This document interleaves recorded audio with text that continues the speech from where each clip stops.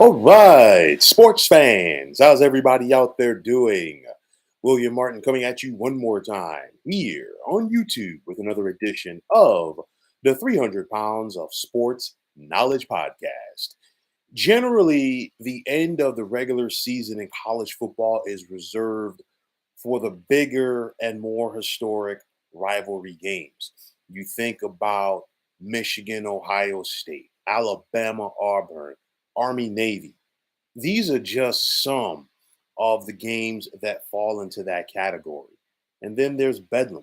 Now, the Bedlam game between Oklahoma and Oklahoma State has been around since 1904, and it does not get the national press like some of the other rivalry games. And a large part of that has been due to the fact that it's been a lopsided rivalry historically, as the Oklahoma Sooners are 91, 19, and 7 in Bedlam all time versus their in-state rivals, the Oklahoma State Cowboys.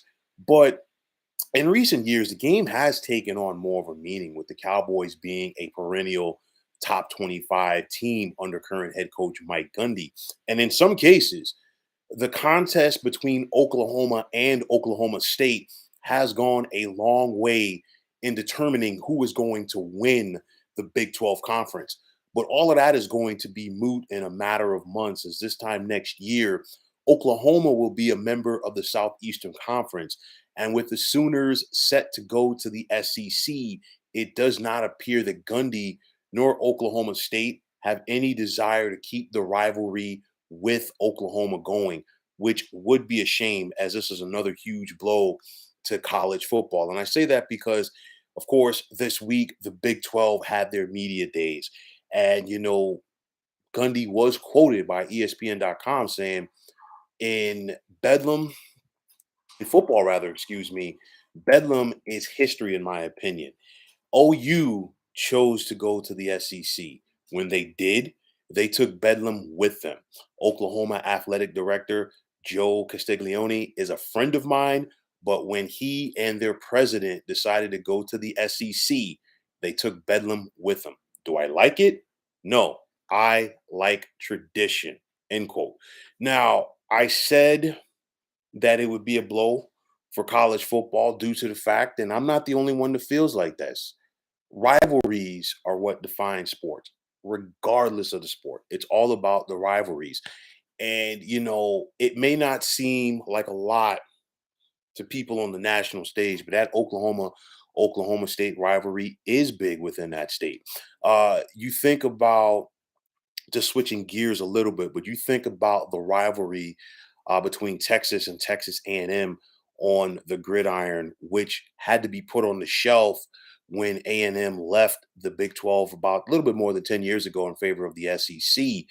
And of course, that rivalry is set to be finally renewed when Texas joins the SEC next year. They and Oklahoma are going down there, and it's a scenario where, of course, A&M and M and Texas, both sides really didn't have, they really weren't ready to push the meter, if you will, to go out there and meet on the gridiron, because there were still plenty of hostilities between these two programs. But nonetheless, they're going to be set to get it on soon. But not just that, but speaking of rivalries that are defunct, people forget that the Nebraska Oklahoma game was a huge contest in the Big Eight Conference for many years. And then, of course, that took a back seat with the formation of the Big 12. Granted, both teams were there. And then now it is extinct completely, being that Nebraska's in the Big Ten. I know that they met last year in Norman, but nonetheless, it was not the same, especially due to the fact that Nebraska limped into that game right after they fired head coach Scott Frost. Now, there are some other in-state rivalry games that could be on the brink of extinction as well, depending on how things break in conference realignment, which could be coming soon. Once again, it comes down to this Pac-12 television deal whenever it gets figured out. But just for the sake of argument, if Washington and Oregon leave the Pac-12, presumably for the Big Ten, where does that leave Oregon State and Washington State? I don't see the other big conferences knocking down the door trying to get the Beavers or the Cougars to come join them. No disrespect to the people in Pullman or Corvallis. But getting back to Bedlam, it's going to be a month of Sundays before you see Oklahoma and Oklahoma State meet on the gridiron following this season, unless it's a situation where they meet up in a bowl game or possibly the college football playoff. Now, I talked about rivalries in sports, and they are important, and you think about it in collegiate athletics as well. And these rivalries continue to die, regardless of the sport, in pursuit of more football money. You just look at men's basketball. You think about the rivalry that Duke and Maryland had in the ACC. And of course, when you think about Duke basketball in the ACC, a lot of it is focused on North Carolina, and rightfully so. But the rivalry that was built up between Duke and Maryland in the 90s and the 2000s was no joke. And of course, you think back to the 2001 season where the Terrapins and Blue Devils actually met four times that year. Of course, most notably, Duke making that miraculous comeback.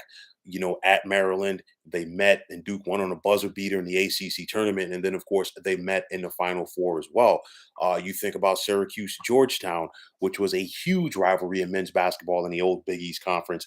And of course, that has gone by the wayside. And then Missouri, Kansas, people don't talk about it, but of course, that rivalry went back to the Big Eight Conference, carried over to the Big 12. And of course, now it is extinct for the most part, with Mizzou being in the SEC. Now, don't expect Oklahoma and Oklahoma State to get it on the football field anytime soon. And it's one of those where there's a lot of hurt from Oklahoma State. Obviously, egos are involved here as well. And you could put me in the minority for saying this, but I think this could be an opportunity for Oklahoma State to somewhat step out of the shadow of Oklahoma football wise, because next year we're going to see something unprecedented. Both the SEC and the Big Ten are going to be going to 16 team conferences. And of course, both of those conferences, respectively, are loaded with blue bloods on the college football scene. You got Alabama, Georgia, LSU, Oklahoma, Texas, Florida. We can just go right down the list in the SEC. You think about the Big Ten, you're going to have USC and UCLA joining the fold with the likes of Michigan State, Michigan, Penn State, Ohio State, Nebraska. We can keep going right down the list right there. But nonetheless, all of these teams are going to be beating up on each other. And I say this because this is an opportunity for Oklahoma to kind of step out. They're not going to be in a conference with Oklahoma anymore. And maybe this is an opportunity for them to step out of their shadow somewhat. We got to wait and see.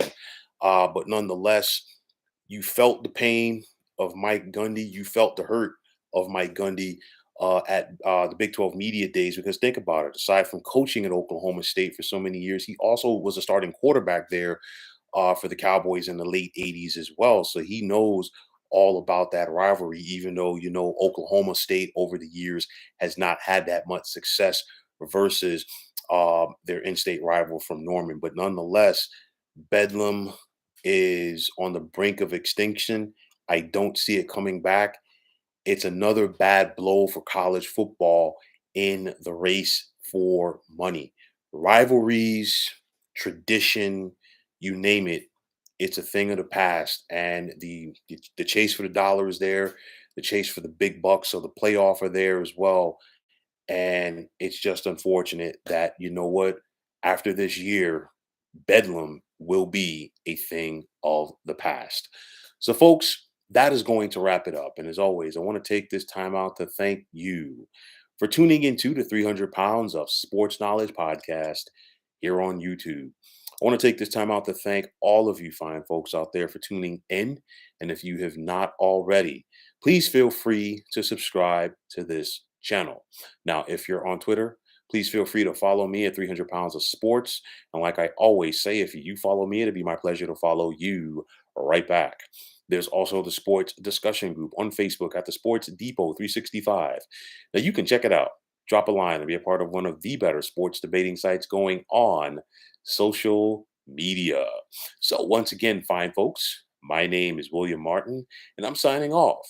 And I'm saying take care and have yourselves a wonderful day.